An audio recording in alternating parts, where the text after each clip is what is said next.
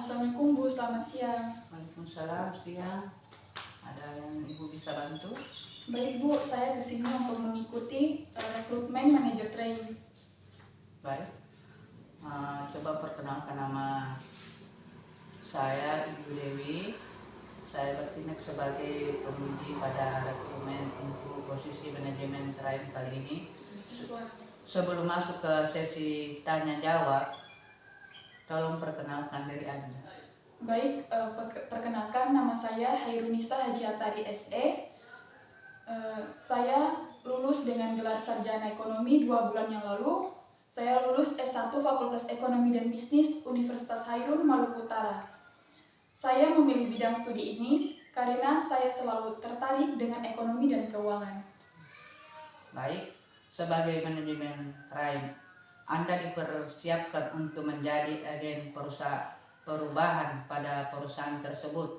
Untuk itu Anda perlu mengetahui beberapa hal seperti: 1. Untuk meningkatkan pengendalian internalnya. Apa perlu perusahaan lakukan berdasarkan Sarbanes-Oxley Act? Sarbanes-Oxley Act menyebabkan perusahaan-perusahaan harus meningkatkan proses pengendalian internalnya dengan melakukan hal-hal sebagai berikut, yaitu membuat basis data informasi yang tersentralisasi, memastikan bahwa seluruh data yang dilaporkan oleh setiap divisi telah ditinjau keakuratannya, menerapkan suatu sistem yang dapat mendeteksi kemungkinan kesalahan pada data, mengenali adanya risiko yang terkait dengan operasi bisnis tertentu. Yang kedua, melalui metode apakah perusahaan dapat meningkatkan efisiensi produksi? Coba sebutkan.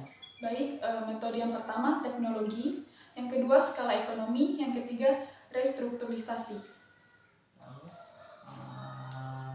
Hal yang ketiga yaitu, jika Anda harus memilih cakupan pasar yang optimal untuk penjualan produk, maka ringan Anda untuk mengefisiensikan distribusi produk Anda dengan mengandalkan kemampuan karyawan dalam menjual produk. Manakah alternatif cakupan distribusi yang Anda harus pilih?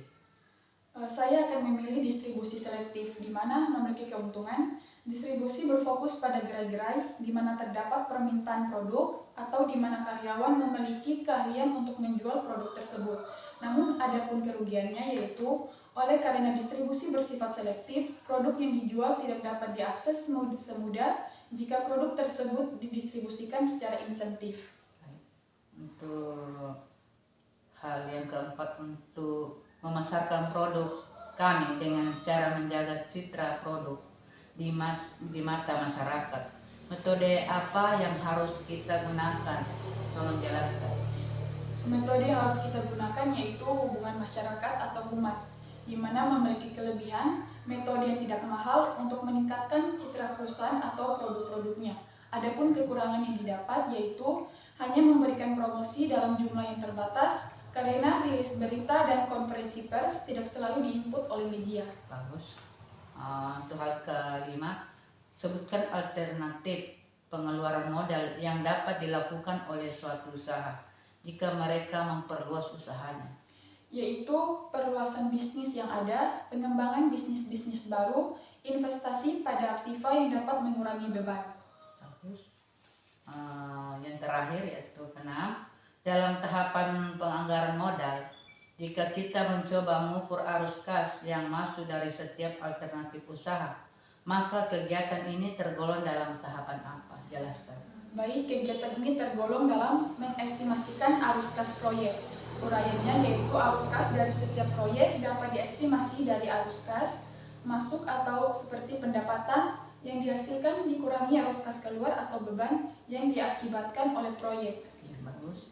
Baik Bu, terima kasih atas waktunya. Sama-sama. Mudah-mudahan lancar usahanya kalau akan anak mau